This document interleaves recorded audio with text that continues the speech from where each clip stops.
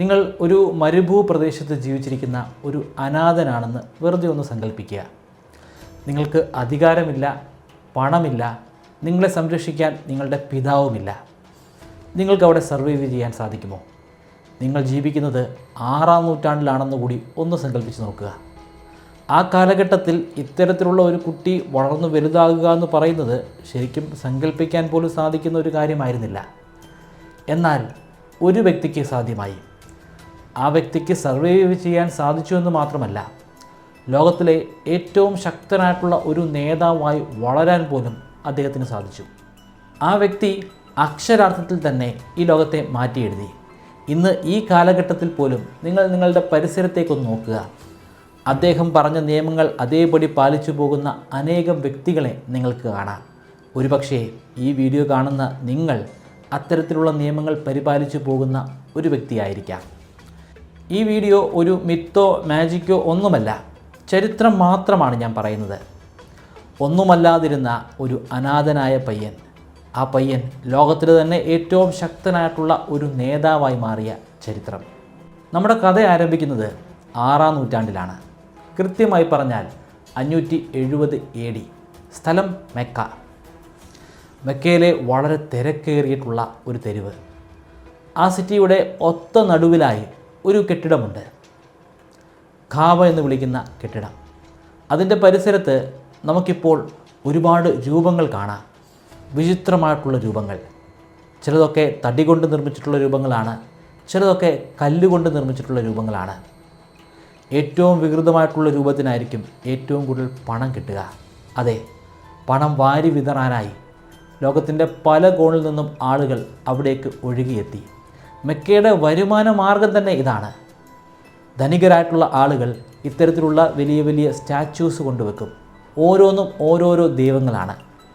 ഏറ്റവും വികൃത രൂപമുള്ള ദൈവത്തിനായിരിക്കും ഏറ്റവും കൂടുതൽ ശക്തി ഉണ്ടായിരിക്കുക. അങ്ങനെയാണ് ആ കാലഘട്ടത്തിലെ ആളുകൾ ചിന്തിച്ചിരുന്നത്. പണം വാരി വിതറും. പണം വിതറുന്നതനുസരിച്ച് അവർക്ക് കൂടുതൽ കൂടുതൽ ഐശ്വര്യം കിട്ടുമെന്നാണ് വിശ്വാസം. ഈ പണമൊക്കെ ആർക്കാണ് പോകുന്നത്? ഒരിക്കലും കല്ലുകൊണ്ടും പാറ കൊണ്ടും അതുപോലെ തടി കൊണ്ടും നിർമ്മിച്ചിരിക്കുന്ന ആ രൂപങ്ങൾക്ക് ഈ പണത്തിൻ്റെ ഒന്നും ആവശ്യമില്ല. ആ പണമെല്ലാം പോകുന്നത് ഏറ്റവും ധനികരായിട്ടുള്ള കുടുംബങ്ങളിലേക്കാണ്. അവരാണ് ആ സ്റ്റാച്യു അവിടെ പരിപാലിക്കുന്നത്. ധനികരായിട്ടുള്ള ആളുകൾ കൂടുതൽ കൂടുതൽ ധനികരായി മാറിക്കൊണ്ടിരുന്നു. പാവപ്പെട്ടവർ കൂടുതൽ കൂടുതൽ പാവപ്പെട്ടവരായി മാറിക്കൊണ്ടിരുന്നു. ഈ ഒരു കാലഘട്ടത്തിലാണ് ആ വ്യക്തിയുടെ താരോദയം. അദ്ദേഹത്തിൻ്റെ ജീവിതത്തിൻ്റെ തുടക്കം വളരെ മോശമായിരുന്നു. ജനിച്ചു വീഴുന്നതിന് മുൻപ് തന്നെ പിതാവിനെ നഷ്ടപ്പെട്ടു. വെറും 6 വയസ്സ് മാത്രം പ്രായമുള്ളപ്പോൾ അമ്മയെ നഷ്ടപ്പെട്ടു. പിന്നീട് വളർത്തിയതൊക്കെ മുത്തശ്ശനാണ്. പക്ഷേ മുത്തശ്ശനും എന്നേക്കുമായി വിട പറഞ്ഞു പോയി. പിന്നീട് മുഹമ്മദിൻ്റെ ചുമതലകളെല്ലാം അദ്ദേഹത്തിൻ്റെ അമ്മാവൻ്റെ കരങ്ങളിലായിരുന്നു. കയ്യിൽ പണമില്ല, അധികാരമില്ല. പണം വേണം, അധികാരം വേണം. രണ്ടുമുണ്ടെങ്കിലേ നിലനിൽക്കാൻ സാധിക്കത്തുള്ളൂ. നിലനിൽക്കാൻ വേണ്ടി, പണമുണ്ടാക്കാൻ വേണ്ടി അദ്ദേഹം കാരവാനിൽ പണി ചെയ്യാൻ തുടങ്ങി. കാരവാൻ എന്ന് പറഞ്ഞാൽ ആ കാലഘട്ടത്തിൽ വലിയ വലിയ പട്ടണങ്ങളിൽ നിന്ന് മറ്റൊരു പട്ടണങ്ങളിലേക്ക് സഞ്ചരിക്കുന്ന ഒട്ടകങ്ങളുടെ ഒരു വലിയ കൂട്ടമാണ്. ആ ഒട്ടകങ്ങളെ നയിച്ചു കൊണ്ടുപോകുന്ന അറബികളായിട്ടുള്ള ആളുകളുമുണ്ട്. വ്യാപാരമാണ് അവരുടെ ലക്ഷ്യം. ഇടയ്ക്കൊക്കെ കൊള്ളക്കാരുണ്ടാകും. ആ കൊള്ളക്കാരിൽ നിന്ന് അവരുടെ വിലപിടിപ്പുള്ള സ്വത്തുക്കൾ സംരക്ഷിക്കണം, പണം സംരക്ഷിക്കണം. അങ്ങനെ ഒരു സിറ്റിയിൽ നിന്ന് മറ്റൊരു സിറ്റിയിലേക്ക് മുഹമ്മദ് യാത്ര ചെയ്തുകൊണ്ടേയിരുന്നു. വളരെ പെട്ടെന്ന് തന്നെ ആളുകൾ അദ്ദേഹത്തെ ശ്രദ്ധിക്കാൻ തുടങ്ങി. കാരണം അദ്ദേഹത്തിൻ്റെ സത്യസന്ധതയാണ്. വളരെ സത്യസന്ധനായിട്ടുള്ളൊരു വ്യക്തി ആയതുകൊണ്ട് തന്നെ അതിന് തുല്യമായിട്ടുള്ള ഒരു പേരും അദ്ദേഹത്തിന് ചാർത്തി കിട്ടി, അൽ അമീൻ. അങ്ങനെയാണ് വളരെ ധനികയായ, വളരെ സ്മാർട്ടായ ഖദീജ എന്ന ഒരു ബിസിനസ് വുമൺ അദ്ദേഹത്തെക്കുറിച്ച് കേൾക്കുന്നത്. അദ്ദേഹത്തിൻ്റെ സത്യസന്ധതയൊക്കെ കേട്ടപ്പോൾ അദ്ദേഹത്തെ ഒപ്പം കൂട്ടണമെന്ന് ഖദീജയ്ക്ക് തോന്നി. തൻ്റെ ഒരു ജോലിക്കാരനായിട്ട്, തൻ്റെ കാരവാനൊക്കെ നിയന്ത്രിക്കാനായിട്ട് ഖദീജ മുഹമ്മദിനെ അപ്പോയിൻ്റ് ചെയ്തു. പിന്നീട് നാളുകൾ കഴിയുന്നതനുസരിച്ച് ഖദീജയ്ക്ക് അൽ അമീനോട് അല്ലെങ്കിൽ മുഹമ്മദിനോടുള്ള താല്പര്യം വർദ്ധിച്ചുകൊണ്ടേയിരുന്നു. അങ്ങനെ വർദ്ധിച്ച് ഒരു ഘട്ടം എത്തിയപ്പോൾ അൽ അമീനെ ഭർത്താവായി സ്വന്തമാക്കണമെന്ന് ഖദീജ ആഗ്രഹിച്ചു. അങ്ങനെയാണ് അവർ രണ്ടുപേരും ഒന്നിക്കുന്നത്. ഖദീജയ്ക്ക് മുഹമ്മദിനേക്കാൾ ഒരുപാട് പ്രായമുണ്ട്. പക്ഷേ എങ്കിലും അവർ രണ്ടുപേരും തമ്മിൽ വളരെയധികം അടുത്തു പോയിരുന്നു.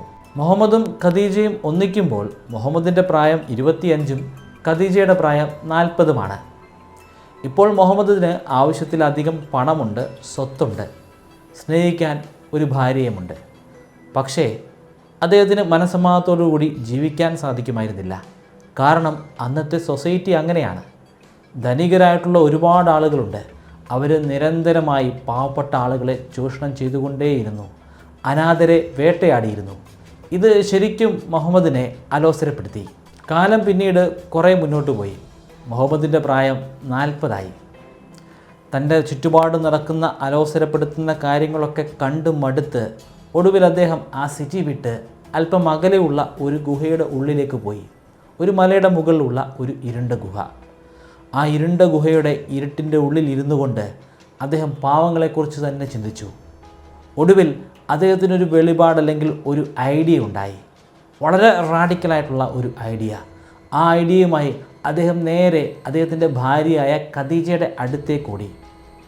ഖദീജയെ കണ്ടപ്പോൾ തന്നെ അദ്ദേഹം ആദ്യം ആവശ്യപ്പെട്ടത് എൻ്റെ ശരീരത്ത് ബ്ലാങ്കറ്റുകൾ കൊണ്ട് മൂടാനാണ്. കാരണം ആ സമയത്ത് അദ്ദേഹം തണുത്തു വിറയ്ക്കുകയായിരുന്നു. ബ്ലാങ്കറ്റ് കൊണ്ടൊക്കെ മൂടി സമാധാനവും ശാന്തിയുമൊക്കെ ആയതിനു ശേഷം അദ്ദേഹത്തിൻ്റെ ആശയം ഖദീജയുമായി പങ്കുവച്ചു. ഇവിടെ അനേകം ദൈവങ്ങളൊന്നുമില്ല. ഇവിടെ ഒരൊറ്റ ദൈവം മാത്രമേ ഉള്ളൂ. നമ്മളെ എല്ലാവരെയും സൃഷ്ടിച്ച ഒരൊറ്റ ദൈവം മാത്രമുള്ളതുകൊണ്ട് തന്നെ ഇവിടെയുള്ള എല്ലാ മനുഷ്യരും തുല്യരാണ്. ഈ ആശയം ആദ്യമായി അദ്ദേഹം പങ്കുവെക്കുന്നത് ഖദീജയോടായിരുന്നു. കേട്ടപ്പോൾ തന്നെ ഖദീജ ഇംപ്രസ്ഡായി. ഖദീജ അങ്ങനെ മുഹമ്മദിൻ്റെ ആദ്യത്തെ ഫോളോവറായി മാറി. അതൊരു തുടക്കം മാത്രമായിരുന്നു. ഖദീജയ്ക്ക് തൻ്റെ ആ ഒരു ഐഡിയോളജിയോട് വലിയ താല്പര്യം തോന്നിയതിനെ തുടർന്ന് കൂടുതൽ ആളുകളിലേക്ക് ഇത് എത്തിക്കാൻ മുഹമ്മദ് മുതിർന്നു. ആ ഒരു മോട്ടിവേഷൻ കിട്ടുന്നത് ഖദീജയിൽ നിന്നായിരുന്നു. മുഹമ്മദ് പിന്നീട് തെരുവുകളിലിറങ്ങി അദ്ദേഹത്തിൻ്റെ ആശയം പ്രചരിപ്പിക്കാൻ തുടങ്ങി. പാവപ്പെട്ട ആളുകൾക്ക് ഇത് ശരിക്കും വലിയ സന്തോഷവും ആശ്വാസവുമാണ്. കാരണം അവരെ അനുകൂലിച്ചുകൊണ്ടാണ് മുഹമ്മദ് പറയുന്നത്. ഇവിടെ ഈ കാണപ്പെടുന്ന ദൈവങ്ങളൊന്നുമില്ല, ആ വിരൂപരൂപികളൊന്നും ദൈവങ്ങളല്ല, അതൊക്കെ മനുഷ്യരുടെ സൃഷ്ടി മാത്രമാണ്. എന്നാൽ നമ്മളെയെല്ലാം സൃഷ്ടിച്ച, നമ്മളെല്ലാം നിയന്ത്രിക്കുന്ന മറ്റൊരു ശക്തിയുണ്ട്, മറ്റൊരു ദൈവമുണ്ട്. ആ ദൈവത്തിൻ്റെ മുൻപിൽ നമ്മളെല്ലാവരും തുല്യരാണ്. പണക്കാർ പാവങ്ങളെ ചൂഷണം ചെയ്യുന്ന പ്രവൃത്തി ഇപ്പോൾ തന്നെ നിർത്തണം. കാരണം അത് ആ ദൈവത്തിന് ഇഷ്ടമുള്ള കാര്യമല്ല. പാവപ്പെട്ടവനും പണക്കാരും തുല്യരായിരിക്കണം. അതുകൊണ്ട് തന്നെ ധനികരായിട്ടുള്ള ആളുകൾ അവരുടെ കയ്യിൽ അധികമായിട്ടുള്ള പണം പാവപ്പെട്ട ആളുകൾക്ക് സംഭാവന ചെയ്യണം. നിലവിൽ നിങ്ങൾ ആരാധിച്ചുകൊണ്ടിരിക്കുന്ന ആ വികൃത രൂപികളായിട്ടുള്ള സ്റ്റാച്യൂസ് അത് നശിപ്പിച്ച് കളയണം. പാവപ്പെട്ട ആളുകൾക്ക് ഇത് വളരെ സന്തോഷകരമായിട്ടുള്ളൊരു കാര്യമാണെങ്കിൽ പോലും ധനികരായിട്ടുള്ള ആളുകളെ ഇത് ശരിക്കും വേദനിപ്പിച്ചു. അവർക്ക് മുഹമ്മദിനോട് അടക്കാനാവാത്ത അരിശമാണ് തോന്നിയത്. ആദ്യമൊക്കെ അവർ മുഹമ്മദിനെ പുച്ഛിച്ച് തള്ളുകയായിരുന്നു. മുഹമ്മദ് പറയുന്ന പ്രഭാഷണങ്ങളൊക്കെ പൊട്ടത്തരമാണെന്നാണ് അവരുടെ വാദം. പലപ്പോഴും മുഹമ്മദിനെ അവർ കളിയാക്കി. പക്ഷേ പാവപ്പെട്ട കുറേയധികം ആളുകൾ മുഹമ്മദിൻ്റെ ഫോളോവേഴ്സായി മാറാൻ തുടങ്ങിയിരുന്നു. എന്നാൽ ഇങ്ങനെ ഫോളോവേഴ്സായി മാറുന്ന വ്യക്തികളെ വേട്ടയാടാൻ ധനികരായിട്ടുള്ള മെക്കയിലെ നിവാസികൾ തീരുമാനിച്ചു. അതോടുകൂടി മുഹമ്മദിനും അദ്ദേഹത്തിൻ്റെ ഫോളോവേഴ്സിനും ആ പ്രദേശത്ത് ജീവിതം കഴിച്ചു കൂട്ടാൻ വളരെ പ്രയാസമായിരുന്നു. എങ്കിലും അവർ പരമാവധി പോരാടി അവിടെ തന്നെ നിലനിൽക്കാൻ ശ്രമിച്ചുകൊണ്ടേയിരുന്നു. മുഹമ്മദിനെയും കുടുംബത്തെയും ശരിക്കും ഒറ്റപ്പെടുത്തുകയായിരുന്നു. അവരുടെ വ്യാപാരം നടക്കുന്നില്ല, അവർക്ക് ഭക്ഷണം കഴിക്കാൻ പറ്റുന്നില്ല. ശരിക്കും ദാരിദ്ര്യം നിറഞ്ഞിട്ടുള്ള ഒരു കാലഘട്ടത്തിലൂടെയാണ് മുഹമ്മദും കുടുംബവും കടന്നു പോകുന്നത്. 619 AD അത് ദുഃഖത്തിൻ്റെ വർഷം അല്ലെങ്കിൽ ഇയർ ഓഫ് സോറോ എന്ന പേരിലാണ് അറിയപ്പെടുന്നത്. കാരണം മുഹമ്മദിന് ഏറ്റവും നിരാശാജനകമായിട്ടുള്ളൊരു വർഷമായിരുന്നു. അദ്ദേഹത്തിൻ്റെ പ്രിയപ്പെട്ട പത്നി ഖദീജ പട്ടിണി കാരണമാണ് മരിക്കുന്നത്. ഖദീജ മരിച്ച് അധികം വൈകാതെ തന്നെ അദ്ദേഹത്തിൻ്റെ അമ്മാവനായ അബൂ താലിബും മരണമടഞ്ഞു. മുഹമ്മദിനപ്പോൾ 50 വയസ്സ് പ്രായമുണ്ട്. പ്രതികൂലമായിട്ടുള്ള സാഹചര്യത്തിലും അദ്ദേഹത്തിൻ്റെ ആശയം പ്രചരിപ്പിച്ചുകൊണ്ട് തന്നെയിരുന്നു. അങ്ങനെയാണ് ധനികർ മുഹമ്മദ് നബിയെ എന്നേക്കുമായിട്ട് ഇല്ലാതെയാക്കാനുള്ള ശ്രമങ്ങൾ ആരംഭിക്കുന്നത്. അതിനുവേണ്ടി ശരിക്കും അവർ ഒരു പദ്ധതി തന്നെ ഉണ്ടാക്കിയെടുത്തു. പല വ്യത്യസ്തമായിട്ടുള്ള ട്രൈബുകളുണ്ട്. ഓരോ ട്രൈബുകളിൽ നിന്നും യുവാക്കളായിട്ടുള്ള ആളുകളെ അവർ തിരഞ്ഞെടുത്തു. ആ യുവാക്കൾക്ക് ഒരു ദൗത്യവും കൊടുത്തു. മുഹമ്മദ് നബിയെ രാത്രിയുടെ അന്ത്യയാമങ്ങളിൽ കൊന്നുകളയണം. പക്ഷേ അവർക്ക് മുഹമ്മദ് നബിയെ കൊല്ലാൻ സാധിച്ചില്ല. നബിയുടെ അടുത്ത സുഹൃത്തായ അബൂബക്കറിനോടൊപ്പം അദ്ദേഹം രക്ഷപ്പെട്ടു. ഒളിക്കുന്നത് ഒരു ഇരുണ്ട ഗുഹയുടെ ഉള്ളിലാണ്. ഇരുണ്ട ഗുഹയുടെ ഉള്ളിൽ അവർ ഒളിച്ചിരിക്കുമ്പോൾ അതിൻ്റെ പരിസരത്ത് തന്നെ വാളും വീശി അവരെ കൊല്ലാനായി ആളുകൾ തെരഞ്ഞുകൊണ്ടേയിരുന്നു. ഈ കാലഘട്ടം ഇസ്ലാമിനെ സംബന്ധിച്ചിടത്തോളം വളരെ പ്രാധാന്യമുള്ള ഒരു കാലഘട്ടമാണ്. ഇസ്ലാമിക് കാലണ്ടർ ശരിക്കും ആരംഭിക്കുന്നത് ഈ ഒളിച്ചിരിക്കുന്ന ദിവസത്തിൻ്റെ അന്ന് തന്നെയാണ്. അതിനെയാണ് നമ്മൾ ഹിജ്റ എന്ന് പറയുന്നത്. ശത്രുക്കളിൽ നിന്ന് ഒളിച്ച് പല പ്രദേശങ്ങളിലൂടെ സഞ്ചരിച്ച് മരുഭൂമികളൊക്കെ താണ്ടി ഒടുവിൽ മുഹമ്മദ് നബി യാത്രിബ് എന്ന ഒരു പട്ടണത്തിലെത്തി. യാത്രിബ് എന്ന് പറഞ്ഞാൽ എല്ലാവർക്കും മനസ്സിലാകണമെന്നില്ല, എന്നാൽ മദീന എന്ന് പറഞ്ഞാൽ മിക്ക ആളുകൾക്കും മനസ്സിലാകും. അതെ, യാത്രിബ് തന്നെയാണ് മദീന. മദീനയിലാണ് അദ്ദേഹം എത്തിച്ചേർന്നത്. യാദൃശ്ചികമായിട്ട് എത്തിച്ചേർന്നതല്ല, ശരിക്കും പറഞ്ഞാൽ അദ്ദേഹത്തെ വിളിച്ച് വരുത്തുകയായിരുന്നു. അതിൻ്റെ പിന്നിലൊരു കാരണമുണ്ട്. യാത്രിബ് അല്ലെങ്കിൽ മദീന ശരിക്കും തകർന്ന ഒരു പട്ടണമാണ്. ആ പട്ടണത്തിന് ഒരു രീതിയിലുള്ള വികസനവുമില്ല, സ്റ്റെബിലിറ്റി ഇല്ല. കാരണം എല്ലായ്പ്പോഴും ആക്രമണമാണ്. അറബികളും ജൂതന്മാരും തമ്മിലുള്ള ആക്രമണം. ആ ആക്രമണം ഇല്ലാതെയാക്കണമെങ്കിൽ, എല്ലാവരെയും ഒന്നിപ്പിക്കണമെങ്കിൽ അവർക്ക് വിശ്വസിക്കാൻ കൊള്ളാവുന്ന ഒരാളെ വേണമായിരുന്നു. അൽ അമീൻ എന്ന പേര് നിങ്ങൾ ഓർക്കുന്നുണ്ടായിരിക്കും. ആ പേര് ശരിക്കും ആ കാലഘട്ടത്തിൽ മദീനയിലും മക്കയിലുമൊക്കെ പ്രശസ്തമാണ്. എല്ലാവർക്കും വിശ്വസിക്കാൻ സാധിക്കുന്ന ഒരു വ്യക്തി. ആ വ്യക്തിയായ മുഹമ്മദ് നബിയെ അവർ മദീനയിലേക്ക് വിളിച്ചു വരുത്തുകയായിരുന്നു. മദീനയിൽ എത്തിച്ചേർന്ന മുഹമ്മദ് നബിയെ പിന്നീട് നമുക്ക് മറ്റൊരു വ്യക്തിയായിട്ടാണ് കാണാൻ കഴിയുക. മുൻകാലങ്ങളിലൊക്കെ അദ്ദേഹം ശരിക്കും ഒരു മതപ്രചാരകനായിരുന്നു. അദ്ദേഹം തന്നെ ഉണ്ടാക്കിയ മതത്തിൻ്റെ പ്രചാരകൻ. തെരുവുകളിൽ പോയി അദ്ദേഹത്തിൻ്റെ മതത്തെക്കുറിച്ച് ഉച്ചത്തിൽ സംസാരിക്കുന്നു, ആളുകളെ ആകർഷിക്കുന്നു, അദ്ദേഹത്തിൻ്റെ ഫോളോവേഴ്സാക്കി മാറ്റുന്നു. പക്ഷേ മദീനയിൽ എത്തിച്ചേർന്നപ്പോൾ അദ്ദേഹം ഒരു പ്രീച്ചർ എന്നതിനുപരിയായി ഒരു പൊളിറ്റീഷ്യനായി മാറി. അദ്ദേഹം നിയമങ്ങൾ ഉണ്ടാക്കാൻ തുടങ്ങി, ആളുകളെ ഒന്നിപ്പിക്കാൻ തുടങ്ങി. വളരെ പ്രശസ്തമായിട്ടുള്ള കോൺസ്റ്റിറ്റ്യൂഷൻ ഓഫ് മദീന ഈ കാലഘട്ടത്തിലാണ് എഴുതിയുണ്ടാക്കുന്നത്. അദ്ദേഹം എല്ലാവരോടും ഉച്ചത്തിൽ പറഞ്ഞു, ഇവിടെ അറബികളില്ല, ജൂതന്മാരില്ല, മുസ്ലിംസ് ഇല്ല, എല്ലാവരും ഒന്നാണ്. എല്ലാവരുടെയും ദൗത്യം പരസ്പരം സംരക്ഷിക്കുക എന്നതാണ്. ഈ കാലഘട്ടത്തിൽ മുഹമ്മദ് നബി സാവ്ദ എന്നു പേരുള്ള അത്യാവശ്യം പ്രായമുള്ള ഒരു സ്ത്രീയെ വിവാഹം ചെയ്തു. അവരുടെ ഭർത്താവ് യുദ്ധത്തിൽ കൊല്ലപ്പെട്ടിരുന്നു. അവരുടെ മക്കളെ സംരക്ഷിക്കാൻ ആരുമില്ല. ആ മക്കളുടെ സംരക്ഷണം ഏറ്റെടുത്തുകൊണ്ടാണ് അവരെ അന്ന് മുഹമ്മദ് നബി വിവാഹം ചെയ്യുന്നത്. അതിനുശേഷമാണ് മുഹമ്മദ് നബിയുടെ ഉറ്റ സുഹൃത്തായ അബൂബക്കറിൻ്റെ മകളായ ഐഷയെ വിവാഹം ചെയ്യുന്നത്. ഐഷ അന്നൊരു കൊച്ചുകുട്ടിയാണ്. പക്ഷേ ആ കാലഘട്ടത്തിൽ അത്തരത്തിലുള്ള വിവാഹമൊക്കെ നടക്കുന്നുണ്ട്. അത് അറേബ്യയിൽ മാത്രമല്ല, ലോകത്തിൻ്റെ വിവിധ കോണുകളിൽ അത്തരത്തിലുള്ള വിവാഹങ്ങൾ നടക്കുന്നുണ്ട്, ശൈശവ വിവാഹങ്ങൾ. അങ്ങനെ ശൈശവ വിവാഹത്തിലൂടെ ഐഷയെ മുഹമ്മദ് നബി സ്വന്തമാക്കി. സമാധാനപരമായിട്ടുള്ള ഒരു ജീവിതത്തിന് ആ കാലഘട്ടത്തിൽ വിവാഹം അല്ലെങ്കിൽ വിവാഹങ്ങൾ അത്യന്താപേക്ഷികമായിരുന്നു. കാരണം ഒരുപാട് ട്രൈബൽസുമായിട്ട് ശത്രുതയുണ്ട്. ഒരു ചെറിയ പ്രദേശത്ത് തന്നെ ഒരുപാട് വ്യത്യസ്തമായിട്ടുള്ള ഗോത്ര വിഭാഗങ്ങളുണ്ട്. എല്ലാവർക്കും അങ്ങോട്ടും ഇങ്ങോട്ടും ഒക്കെ ശത്രുതയാണ്. എപ്പോഴും യുദ്ധമാണ്. ആ യുദ്ധത്തിലൂടെ ഒരുപാട് ആളുകൾ കൊല്ലപ്പെട്ടുകൊണ്ടേയിരുന്നു. പക്ഷേ ശത്രുക്കളായിട്ടുള്ള ഒരു ട്രൈബൽസുമായിട്ട് ഒരു വിവാഹബന്ധം ഉണ്ടാക്കാൻ സാധിച്ചാലോ? അങ്ങനൊരു വിവാഹബന്ധം ഉണ്ടാക്കിയാൽ ആ ശത്രുത തന്നെ ഒരു പക്ഷേ ഇല്ലാതെയാകും. അത് ഈ അറേബ്യൻ നാട്ടിൽ മാത്രമല്ല, ലോകത്തിൻ്റെ വിവിധ മേഖലകളിൽ അത്തരത്തിലുള്ള വിവാഹങ്ങൾ നടന്നിട്ടുണ്ട്. അറേബ്യയിലും അങ്ങനെ വിവാഹങ്ങൾ നടന്നിട്ടുണ്ട്. നമ്മുടെ ഈ ചരിത്രത്തിൻ്റെ നായകനായ മുഹമ്മദ് നബിയും അത്തരത്തിൽ ഒട്ടനവധി വിവാഹങ്ങൾ ചെയ്തിട്ടുണ്ട്. അതിൽ മിക്ക ആളുകളും അത്യാവശ്യം പ്രായമുള്ള സ്ത്രീകളായിരുന്നു. ആ പ്രായമുള്ള സ്ത്രീകളുടെ ഭർത്താക്കന്മാരൊക്കെ യുദ്ധങ്ങളിൽ കൊല്ലപ്പെട്ട ആളുകളായിരുന്നു. പ്രായമുള്ള ആളുകളെ മാത്രമല്ല, ചെറുപ്പക്കാരികളായിട്ടുള്ള ആളുകളെയും മുഹമ്മദ് നബി വിവാഹം ചെയ്തിട്ടുണ്ട്. മദീനയിലെ മുഹമ്മദ് നബിയുടെ ജീവിതം ഇപ്പോൾ ഏറെക്കുറെ കുഴപ്പമില്ലാതാണ് പോകുന്നത്. പക്ഷേ അവിടെ ഒരു വലിയ പ്രശ്നമുണ്ട്. മുഹമ്മദ് നബിയുടെ കുറേയധികം ഫോളോവേഴ്സ്, അദ്ദേഹത്തിൻ്റെ തുടർച്ചക്കാർ, അദ്ദേഹത്തെ ഫോളോ ചെയ്യുന്ന ആളുകൾ, അവർ അങ്ങ് മെക്കയിൽ നിന്ന് പുറപ്പെട്ടു വന്നവരാണ്. മെക്കയിലായിരുന്നു അവരുടെ വേണ്ടപ്പെട്ട ആളുകൾ. അവരുടെ പണം അവിടെയായിരുന്നു, അവരുടെ വീട് അവിടെയായിരുന്നു. എല്ലാ സ്വത്തുക്കളും ഉപേക്ഷിച്ചിട്ടാണ് അവർ മുഹമ്മദ് നബിക്ക് വേണ്ടി അദ്ദേഹത്തിൻ്റെ പിന്നാലെ മദീനയിലേക്ക് വരുന്നത്.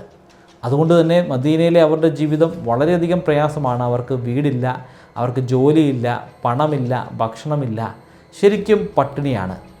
അങ്ങനെ പട്ടിണി കാരണം തൻ്റെ ഫോളോവേഴ്സ് ഒന്നൊന്നായി ഇല്ലാതെയാകുന്നത് ഒഴിവാക്കാൻ മുഹമ്മദ് നബി ഒരു ഓർഡർ കൊടുത്തു, ക്യാരവാനുകളെ ആക്രമിക്കുക. സാധാരണ ക്യാരവാനുകളല്ല, അങ്ങ് മെക്കയിൽ നിന്ന്, അതായത് ഇവരെ തുരത്തി ഓടിച്ച ഇവരുടെ ശത്രുക്കളായിട്ടുള്ള മെക്കയിലെ ആളുകളുടെ ക്യാരവാനുകളെ ആക്രമിക്കുക, അത് ആക്രമിച്ച് അവരുടെ പണം കൊള്ളയടിക്കുക. അങ്ങനെയാണ് മെക്കയിൽ നിന്ന് പുറപ്പെട്ടിട്ടുള്ള ക്യാരവാനുകളെ ആദ്യമായി ഇവർ ആക്രമിച്ചു തുടങ്ങുന്നത്.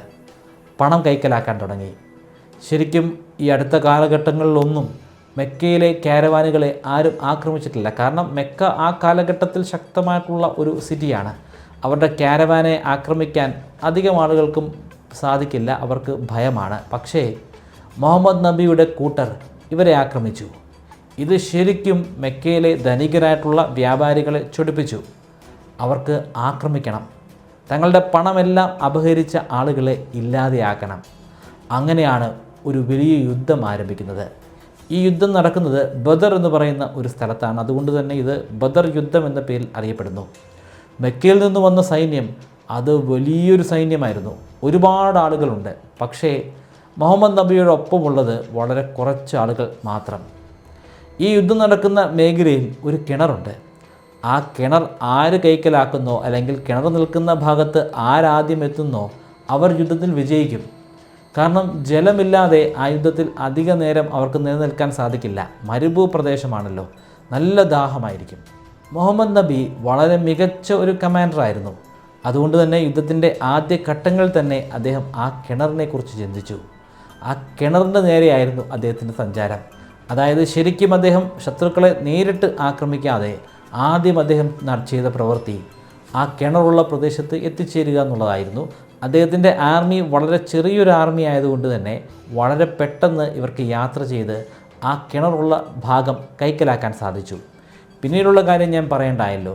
എത്ര വലിയ സേനയാണെങ്കിലും കുടിക്കാൻ വെള്ളമില്ലെങ്കിൽ, ഭക്ഷിക്കാൻ ഭക്ഷണം അത്യാവശ്യമില്ലെങ്കിൽ അവർക്ക് നിലനിൽക്കാനേ സാധിക്കില്ല. അങ്ങനെ മുഹമ്മദ് നബിയുടെ സേന മെക്കയിൽ നിന്ന് വന്നിട്ടുള്ള ധനികരായിട്ടുള്ള വ്യാപാരികളുടെ ആ പടുകൂറ്റൻ സേനയെ അട്ടിമറിച്ചു. അവരെ ആ യുദ്ധത്തിൽ പരാജയപ്പെടുത്തി. മെക്കയിലെ ആളുകൾക്ക് ഇത് ശരിക്കും ഉൾക്കൊള്ളാൻ പോലും സാധിക്കുന്നില്ല. കാരണം തീർത്തും ദുർബലരായിട്ടുള്ള മുഹമ്മദിൻ്റെ സേന അവരുടെ വലിയൊരു സേനയെ അട്ടിമറിച്ചിരിക്കുന്നു. അടക്കാനാവാത്ത വൈരാഗ്യമാണ് അവർക്കുണ്ടായത്. അവർ ഏകദേശം ഒരു 10,000-ഓളം വരുന്ന സേനയുമായി ഉഹൂദ് എന്ന ഒരു മലയുടെ മുകളിലേക്ക് മാർച്ച് ചെയ്തു. യുദ്ധം നടക്കുന്നത് ഉഹൂദ് മലയുമായി ചേർന്ന് കിടക്കുന്ന പ്രദേശത്താണ്. അത് ശരിക്കും മുഹമ്മദ് നബിക്ക് വളരെ മോശമായിട്ടുള്ള ഒരു ദിവസമായിരുന്നു. മുഹമ്മദിന് ഒരുപാട് ആക്രമണങ്ങൾ ഏറ്റുവാങ്ങേണ്ടി വന്നു. ഒരു വലിയ കല്ല് അദ്ദേഹത്തിൻ്റെ തലയിൽ പതിച്ചു. അദ്ദേഹത്തിന് പല്ല് നഷ്ടപ്പെട്ടു. തലയിൽ ധരിച്ചിരുന്ന ഹെൽമറ്റ് അത് പൊട്ടിപ്പോയി. ആ ആക്രമണത്തിൽ അദ്ദേഹം അഗാധമായിട്ടുള്ള ഒരു ഗർത്തത്തിലേക്ക് വീണു. അവിടെ ഉണ്ടായിരുന്ന ആളുകളൊക്കെ കരുതിയിരുന്നത് മുഹമ്മദ് നബി ഇതോടുകൂടി ഇല്ലാതെയായി അദ്ദേഹം മരിച്ചുപോയെന്നാണ്. ശത്രുക്കൾ സന്തോഷം കൊണ്ട് തുള്ളിച്ചാടി. മുഹമ്മദ് നബി മരിച്ചുവെന്ന് അവർ അട്ടഹസിച്ചു. അതേസമയം മുഹമ്മദ് നബിയുടെ അനുയായികൾക്ക് വലിയ വിഷമമാണ് ഉണ്ടായത്. പക്ഷേ മുഹമ്മദ് നബിക്ക് അവിടെ സർവൈവ് ചെയ്യാൻ സാധിച്ചു. അദ്ദേഹം തുടർന്നും ജീവിച്ചു. പക്ഷേ അതോടുകൂടി അദ്ദേഹത്തിൻ്റെ ഫോളോവേഴ്സ് ഒരു കാര്യം മനസ്സിലാക്കി. മുഹമ്മദ് നബി ഒരു മജീഷ്യനൊന്നുമല്ല, അല്ലെങ്കിൽ ഒരു അത്ഭുത ശക്തിയുള്ള വ്യക്തിയൊന്നുമല്ല. തങ്ങളെപ്പോലെ തന്നെ ഉള്ളൊരു വ്യക്തിയാണ്. അദ്ദേഹത്തിന് ചോര വരും, മുറിവുണ്ടാകും, വീഴും, ഒരുപക്ഷെ മരിക്കാം. ഏറ്റവും വലിയ പരീക്ഷണം മുഹമ്മദിനെ തേടി വരാൻ പോകുന്നേ ഉണ്ടായിരുന്നുള്ളൂ. 627 AD. ആ കാലഘട്ടത്തിൽ എന്നേക്കുമായി മദീനയിലുള്ള ആളുകളെയൊക്കെ തുടച്ചു നീക്കാൻ മെക്കയിലെ ആളുകൾ തീരുമാനിച്ചു. മദീനയെ വളയുക, ശേഷം അതിൻ്റെ ഉള്ളിൽ കയറി അവിടെയുള്ള ഓരോ വ്യക്തികളെയും ഓരോ മനുഷ്യജീവികളെയും കൊന്നു തള്ളുക. അങ്ങനെ ഏകദേശം 10,000-ഓളം വരുന്ന ഒരു വലിയ സേനയുമായി അവർ മദീനയിലേക്ക് യാത്ര തിരിച്ചു. അങ്ങനൊരു യാത്ര ആരംഭിച്ചിട്ടുള്ള വിവരം മുഹമ്മദിന് കിട്ടി. എന്ത് ചെയ്യണമെന്നാണ് പിന്നീട് മുഹമ്മദ് ചിന്തിക്കുന്നത്. അദ്ദേഹത്തെ സഹായിക്കാൻ അവിടെ ഒരു പേർഷ്യൻ സുഹൃത്തുണ്ടായിരുന്നു. പേർഷ്യൻ സുഹൃത്ത് ഒരു തന്ത്രം പറഞ്ഞു. അവിടെ നിന്ന് പുറപ്പെട്ടു വരുന്ന ആളുകളൊക്കെ കുതിരയിലാണ് വരുന്നത്. കുതിരയ്ക്ക് ചാടാൻ സാധിക്കാത്ത ഒരു വലിയ ഗർത്തമുണ്ടാക്കണം. മദീനയ്ക്ക് ചുറ്റും അങ്ങനൊരു ഗർത്തമുണ്ടാക്കാൻ പ്രയാസമാണ്. എന്നാൽ എല്ലാ മേഖലകളിലൂടെയും മദീനയിലേക്ക് അവർക്ക് പ്രവേശിക്കാൻ സാധിക്കില്ല. മദീനയിലേക്ക് പ്രവേശിക്കാൻ സാധിക്കുന്ന പ്രദേശങ്ങളിലൊക്കെ വലിയ വലിയ കിടങ്ങുകൾ സ്ഥാപിക്കണം. അവിടെ നിന്ന് യാത്ര പുറപ്പെട്ടിട്ടേ ഉള്ളൂ. ആവശ്യത്തിനുള്ള സമയമുണ്ട് നമുക്ക്. അങ്ങനെ അവർ വലിയ വലിയ കിടങ്ങുകൾ നിർമ്മിക്കാൻ തുടങ്ങി. യാത്ര ചെയ്ത് ആ വലിയ സൈന്യം മദീനയുടെ തൊട്ടരികിലെത്തിയപ്പോഴാണ് വിചിത്രമായിട്ടുള്ള ആ കിടങ്ങ് അവർ കാണുന്നത്. ആ കിടങ്ങ് ചാടിക്കിടക്കാൻ കുതിരകൾക്ക് സാധിക്കുന്നില്ല. കുതിരകളെ ഉപേക്ഷിച്ച് മുന്നോട്ട് പോയതുകൊണ്ട് ഒരു കാര്യവുമില്ല. കാലാൾപ്പടയായിട്ടാണ് അവിടെ എത്തുന്നതെങ്കിൽ മദീനയിലെ ആളുകൾക്ക് അതൊരു വലിയ വെല്ലുവിളിയൊന്നും ആയിരിക്കില്ല. എന്നാൽ കുതിരപ്പടയായിട്ടാണ് എത്തുന്നതെങ്കിൽ വളരെ പ്രയാസമായിരിക്കും മദീനയിലെ ആളുകളുടെ അവസ്ഥ. ഈ കാര്യങ്ങൾ മനസ്സിലാക്കിയ മെക്കയിലെ കമാൻഡേഴ്സ് ഒരു കാര്യം തീരുമാനിച്ചു: കുതിരയില്ലാതെ ഞങ്ങൾ ഇവിടുന്ന് മുന്നോട്ട് പോകില്ല. പക്ഷേ അവർക്കങ്ങനെ മടങ്ങിപ്പോകാൻ സാധിക്കില്ല. മടങ്ങിപ്പോയി കഴിഞ്ഞാൽ അത് വലിയ നാണക്കേടായിരിക്കും. ഈ രണ്ട് കൂട്ടരല്ലാതെ വേറെയും ഒരുപാട് ഗോത്ര വിഭാഗങ്ങളുണ്ട്. അവർ ഏത് ചേരിയിൽ ചേരണമെന്ന് ഇപ്പോഴും തീരുമാനിച്ചിട്ടില്ല. ഈ യുദ്ധത്തിൽ തങ്ങൾക്ക് മെക്കയിലുള്ള ആളുകൾക്ക് കനത്ത തിരിച്ചടിയാണ് കിട്ടുന്നതെങ്കിൽ ആ ട്രൈബൽ ഗ്രൂപ്പുകളൊക്കെ മുഹമ്മദിൻ്റെ ഭാഗമായി മാറും. പിന്നീട് അവരെ തോൽപ്പിക്കാൻ വളരെ പ്രയാസമായിരിക്കും. അതുകൊണ്ട് രണ്ടിലൊന്ന് അറിഞ്ഞിട്ട് മാത്രം മതി മുന്നോട്ടോ പുറകോട്ടോ പോകേണ്ടതെന്ന് മെക്കയിലെ കമാൻഡർമാർ തീരുമാനിച്ചു. അവരവിടെ അങ്ങ് തമ്പടിച്ചു. പക്ഷേ അധിക നാൾ അവർക്കങ്ങനെ നിലനിൽക്കാൻ സാധിക്കില്ല. ആവശ്യത്തിനുള്ള ജലമില്ല, ഭക്ഷണമില്ല. കുറച്ച് നാളൊക്കെ പിടിച്ചു നിന്നു. ഏകദേശം 1 മാസമൊക്കെ കഴിഞ്ഞപ്പോൾ അവർ പരാജയം സംബന്ധിച്ച് അവരുടെ മെക്കയിലേക്ക് തന്നെ മടങ്ങിപ്പോയി. ഇത് ശരിക്കും ആളുകൾക്കെല്ലാം ഒരു അത്ഭുതമായിരുന്നു. ഇത്രയും വലിയൊരു സേന വന്നിട്ട് പോലും മദീനയെ ഒന്ന് തൊടാൻ പോലും സാധിച്ചില്ല. ഞാൻ മുമ്പ് പറഞ്ഞതുപോലെ തന്നെ പരിസരത്തുണ്ടായിരുന്ന ട്രൈബൽസൊക്കെ കരുതി മെക്ക വളരെ വീക്കായിട്ടുള്ള ഒരു സിറ്റിയാണ്, അവർക്ക് കാര്യമായിട്ടുള്ള ഒരു സൈന്യമില്ല. അതേസമയം മുഹമ്മദ് നബി ശക്തനായിട്ടുള്ള ഒരു കമാൻഡറാണ്. അദ്ദേഹത്തോടൊപ്പം നിന്നു കഴിഞ്ഞാൽ ഞങ്ങളെല്ലാവരും സംരക്ഷിക്കപ്പെടും. പെട്ടെന്ന് തന്നെ മുഹമ്മദ് നബിക്ക് കൂടുതൽ അനുയായികളെ കിട്ടി. കുറച്ചുകൂടെ ശക്തമായിട്ടുള്ള ഒരു സൈന്യം അദ്ദേഹത്തിന് ഉണ്ടാക്കിയെടുക്കാൻ സാധിച്ചു. ഈ യുദ്ധം നടക്കുന്നതിന് തൊട്ട് മുൻപ് വരെ മുഹമ്മദ് നബിയുടെയും കുടുംബത്തിൻ്റെയും ജീവിതം വളരെ മോശമായിരുന്നു.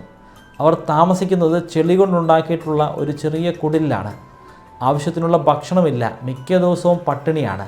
പട്ടിണി മാറ്റാൻ അവരുടെ കയ്യിൽ 2 കാര്യങ്ങളേ ഉള്ളൂ. ഒന്ന് പച്ചവെള്ളം, രണ്ടാമത്തേത് ഈന്തപ്പഴവും വെള്ളവും മാത്രം കുടിച്ച് എത്ര നാളാണ് ആളുകൾക്ക് ജീവിക്കാൻ സാധിക്കുന്നത്? ഇപ്പോൾ ഒരുപാട് ഭാര്യമാരുണ്ട് മുഹമ്മദ് നബിക്ക്. അവരെയൊക്കെ തീറ്റിപ്പോറ്റണം. അതിനുള്ള പണമോ ഭക്ഷണമോ ഒന്നും നബിയുടെ കയ്യിലില്ല. കൂടാതെ ഈ ഭാര്യമാർ തമ്മിൽ ഒരുപാട് ആർഗ്യുമെൻറ്റ്സ് നടന്നു. അവർ പരസ്പരം അങ്ങോട്ടും ഇങ്ങോട്ടുമൊക്കെ വഴക്കിടാൻ തുടങ്ങി.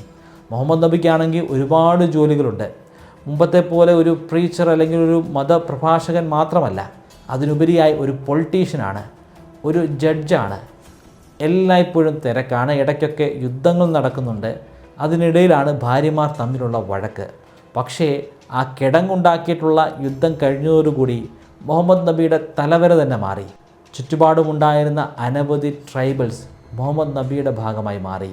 628 AD എല്ലാവരെയും അത്ഭുതപ്പെടുത്തിക്കൊണ്ട് മുഹമ്മദ് നബി ഒരു ഓർഡർ ഉണ്ടാക്കി. ആർക്കും അത് വിശ്വസിക്കാൻ പോലും സാധിച്ചില്ല. ഇത്രയധികം നാൾ ഒളിച്ച് പാത്ത് പതുങ്ങിയാണ് ജീവിച്ചിരുന്നത്. ഇനിയിപ്പോൾ അങ്ങനെ ജീവിക്കാൻ വയ്യ. തങ്ങളെ തുരത്തി വിട്ടിട്ടുള്ള മെക്കയെ കീഴടക്കണം, അവരെ പിടിച്ചടക്കണം. പക്ഷേ ഒരു വാളുപയോഗിച്ചിട്ടല്ല പിടിച്ചടക്കാൻ പോകുന്നത്. യുദ്ധമല്ല മുഹമ്മദ് നബി ഇപ്പോൾ ആഗ്രഹിക്കുന്നത്. മറ്റൊരു തന്ത്രം അദ്ദേഹം പയറ്റാൻ ശ്രമിച്ചു. ആ തന്ത്രം സമാധാനമാണ്.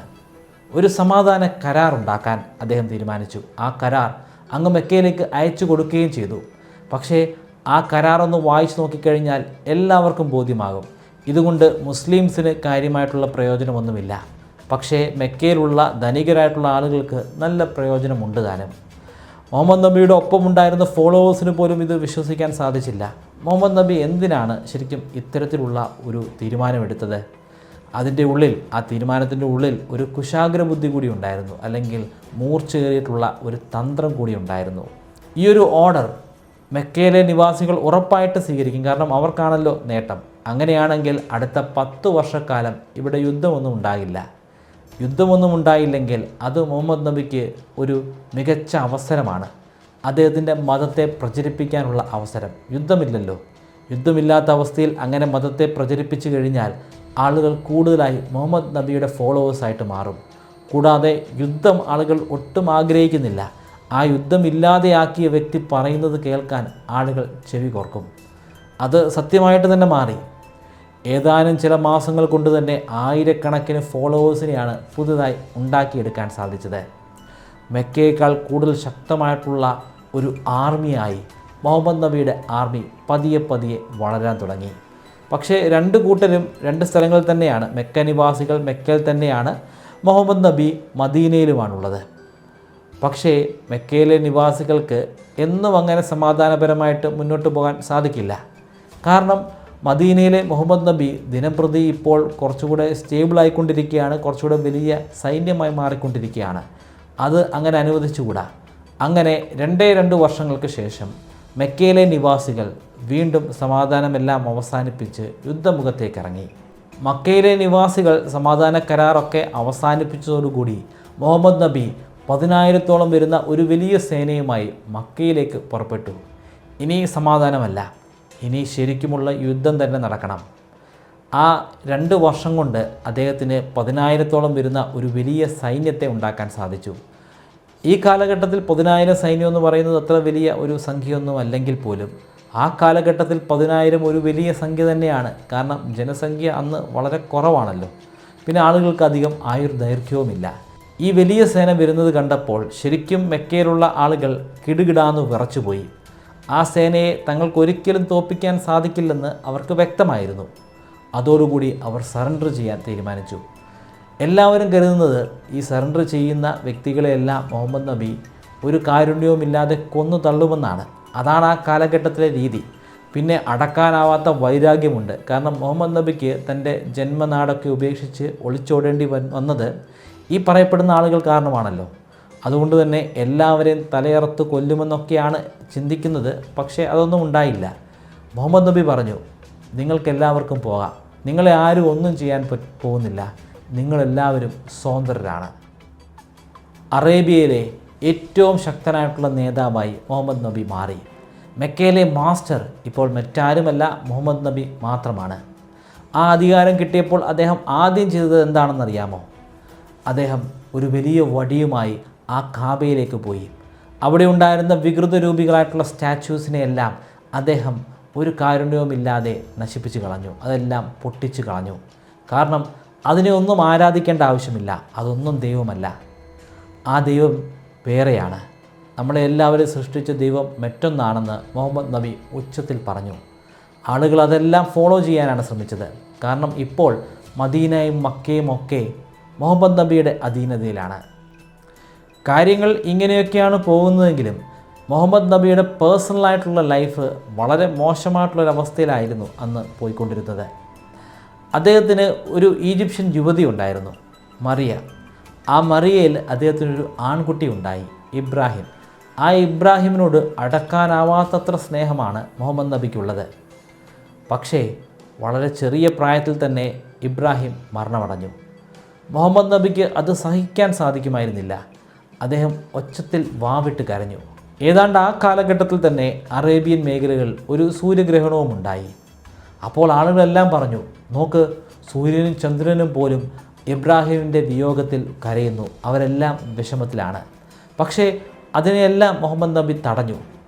ചന്ദ്രനും സൂര്യനുമൊന്നും മനുഷ്യരുടെ ജീവിതം അനുസരിച്ചല്ല പ്രവർത്തിക്കുന്നത്. അവരൊന്നും മനുഷ്യനെക്കുറിച്ചൊന്നും ചിന്തിക്കുന്നില്ല.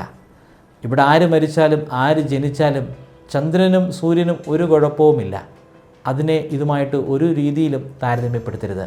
ഞാൻ നിങ്ങളെ എല്ലാവരെയും പോലെ വളരെ സാധാരണക്കാരനായിട്ടുള്ള ഒരു മനുഷ്യനാണ്. 632 AD ആയി കാലഘട്ടം. ഇപ്പോൾ മുഹമ്മദ് നബിക്ക് 62 വയസ്സ് പ്രായമുണ്ട്. അദ്ദേഹത്തിന് കലശലായിട്ടുള്ള രോഗബാധയുണ്ടായി. പനിയാണ്. പനി കൊണ്ട് വിറയ്ക്കാൻ തുടങ്ങി. എപ്പോൾ വേണമെങ്കിലും മരണം സംഭവിക്കാം. ആ മരണവാർത്ത ആളുകൾ ഭയത്തോടുകൂടി ഭീതിയോടുകൂടി കേൾക്കാൻ തയ്യാറായിരുന്നു. അദ്ദേഹത്തിൻ്റെ പ്രിയപ്പെട്ട പത്നിയായിട്ടുള്ള ഏറ്റവും പ്രായത്തിൽ ഏറ്റവും ഇളയ ആയിഷയുടെ മടിയിൽ തല വെച്ചുകൊണ്ട് മുഹമ്മദ് നബി മരണമടഞ്ഞു. ആ 62 വർഷങ്ങൾക്കിടയിൽ ആ വ്യക്തി ചെയ്തു കൂട്ടിയ കാര്യങ്ങൾ അത് ശരിക്കും ലോകത്തിൻ്റെ ഗതിയെ തന്നെ മാറ്റിമറിക്കുന്നതായിരുന്നു. ഒരു മികച്ച ലീഡറാണ്, ഒരു മികച്ച പൊളിറ്റീഷ്യനാണ്. ഇത്രയും ലീഡർഷിപ്പുള്ള ഒരു വ്യക്തിയെ എനിക്കറിയാവോ എന്ന് ചോദിച്ചു കഴിഞ്ഞാൽ എനിക്കറിയില്ല. കാരണം അത്രയധികം വർഷങ്ങൾക്ക് മുമ്പുണ്ടായിരുന്ന വ്യക്തി പറഞ്ഞ കാര്യങ്ങൾ ഇന്നും അതേപടി പരിപാലിച്ചു പോകുന്ന ഒരുപാട് ആളുകളുണ്ടെന്ന് മാത്രമല്ല അവരുടെ എണ്ണം ഗണ്യമായി വർദ്ധിച്ചുകൊണ്ട് തന്നെ ഇരിക്കുകയാണ്. അവരൊക്കെ വളരെ തീവ്രമായിട്ട് തന്നെയാണ് മുഹമ്മദ് നബി മുന്നോട്ട് വെച്ച ആശയത്തെ ഫോളോ ചെയ്യുന്നത്. അത്രയും തീവ്രമായിട്ട് ഫോളോ ചെയ്യുന്ന മറ്റൊരു ആശയവും ശരിക്കും നമ്മുടെ ഈ ലോകത്ത് നിലവിലില്ല. എൻ്റെ അറിവിലില്ല. എൻ്റെ അറിവ് ഒരുപക്ഷെ തെറ്റാകാം. അങ്ങനെയാണെങ്കിൽ നിങ്ങൾക്ക് തിരുത്താം. ഞാനൊരു യുക്തിവാദിയാണ്. ഞാൻ ദൈവത്തിൽ വിശ്വസിക്കുന്നില്ല. ഈ ഒരു വീഡിയോ അവതരിപ്പിക്കുമ്പോഴും ഒരു ദൈവമായിട്ടോ അല്ലെങ്കിൽ ദൈവത്തിൻ്റെ പ്രതിനിധിയായിട്ടോ ഒന്നുമല്ല ഞാൻ മുഹമ്മദ് നബിയെ വിശേഷിപ്പിച്ചത്. അതിലെ ചരിത്രപരമായിട്ടുള്ള കാര്യങ്ങൾ മാത്രമാണ് ഞാൻ പരാമർശിച്ചത്. പക്ഷേ ഒരു കാര്യം സംബന്ധിച്ചേ മതിയാകും. അദ്ദേഹത്തിൻ്റെ നേതൃപാടവം, അത്രയും നേതൃപാടവമുള്ള മറ്റൊരു വ്യക്തിയെ എനിക്കറിയില്ല. അതൊരു അവസാനമായിരുന്നു, മുഹമ്മദ് നബിയുടെ അവസാനം. പക്ഷേ അദ്ദേഹത്തിൻ്റെ ആശയങ്ങളുടെ, അദ്ദേഹത്തിൻ്റെ വിശ്വാസങ്ങളുടെ അവസാനമായിരുന്നില്ല. അതിന് എന്തെങ്കിലും ഒരു അവസാനം ഉണ്ടാകുമോ എന്ന് ചോദിച്ചാൽ എനിക്ക് അറിവില്ല. പക്ഷേ ഒന്നുമില്ലായ്മയിൽ നിന്ന് ലോകത്തെ തന്നെ നിയന്ത്രിക്കുന്ന അല്ലെങ്കിൽ ലോകത്തിൻ്റെ ഗതിയിൽ തന്നെ മാറ്റങ്ങൾ വരുത്താൻ സാധിക്കുന്ന ഒരു വലിയ ശക്തിയായി മുഹമ്മദ് നബിക്ക് മാറാൻ സാധിച്ചിരുന്നു. മുഹമ്മദ് നബിയുടെ മരണത്തിന് ശേഷം പിന്നീട് അറേബ്യയിൽ എന്താണ് സംഭവിച്ചത്? മുസ്ലിംസ് ലോകത്തിൻ്റെ വിവിധ കോണുകൾ എത്തിച്ചേർന്നത് എങ്ങനെയാണ്? നബിയുടെ മരണശേഷമുള്ള ഇസ്ലാമിക ജീവിതങ്ങൾ എങ്ങനെയായിരുന്നു? യുദ്ധങ്ങൾ എങ്ങനെയായിരുന്നു? വളരെ ഡീറ്റെയിൽ ആയിട്ട് മുഹമ്മദ് നബിയുടെ മരണത്തിന് ശേഷമുള്ള അറേബ്യയുടെ ചരിത്രം ഞാനൊരു വീഡിയോ ആയിട്ട് ചെയ്തിട്ടുണ്ട്. അതിൻ്റെ ലിങ്ക് ചെയ്യാൻ താല്പര്യമുള്ളവർക്ക് വേണ്ടി ഐ ബട്ടണിലും അതുപോലെ ഡിസ്ക്രിപ്ഷനിലും കൊടുക്കാം, പരിശോധിക്കുക. നിങ്ങൾക്ക് ഞാനൊരു 25 മെമ്മറി ട്രിക്കുകൾ പറഞ്ഞുതരാം. ആ മെമ്മറി ട്രിക്കുകൾ ഉപയോഗിച്ച് എത്ര കടുകട്ടിയായിട്ടുള്ള വിഷയങ്ങളും വളരെ ഈസി ആയിട്ട് പഠിക്കാനും ദീർഘനാളത്തേക്ക് നിങ്ങളുടെ ഓർമ്മശക്തിയിൽ സൂക്ഷിച്ചു വയ്ക്കാനും സാധിക്കും. ഈ 25 മെമ്മറി ട്രിക്കുകൾ ഒരു കോഴ്സിൻ്റെ രൂപത്തിൽ ബ്രൈറ്റ് കേരളൈറ്റിൻ്റെ വെബ്സൈറ്റിലും അതുപോലെ മൊബൈൽ ആപ്ലിക്കേഷനിലും ഇപ്പോൾ ലഭ്യമാണ്. 3000 രൂപയാണ് ഈ കോഴ്സിൻ്റെ റേറ്റ്. എന്നാൽ നിങ്ങൾ ഇപ്പോൾ രജിസ്റ്റർ ചെയ്യുകയാണെങ്കിൽ 20% ഡിസ്കൗണ്ട് ലഭിക്കുന്നതാണ്. അതിനുവേണ്ടി സ്ക്രീനിൽ കാണുന്നത് പോലെ മെമ്മറി 20 എന്ന പ്രോമോ കോഡ് ഉപയോഗിക്കുക. ഡിസ്ക്രിപ്ഷനിലും ഫസ്റ്റ് കമൻറ്റിലും ഞാൻ ലിങ്ക് കൊടുക്കുന്നുണ്ട്. താല്പര്യമുള്ളവർ ഇപ്പോൾ തന്നെ രജിസ്റ്റർ ചെയ്യുക.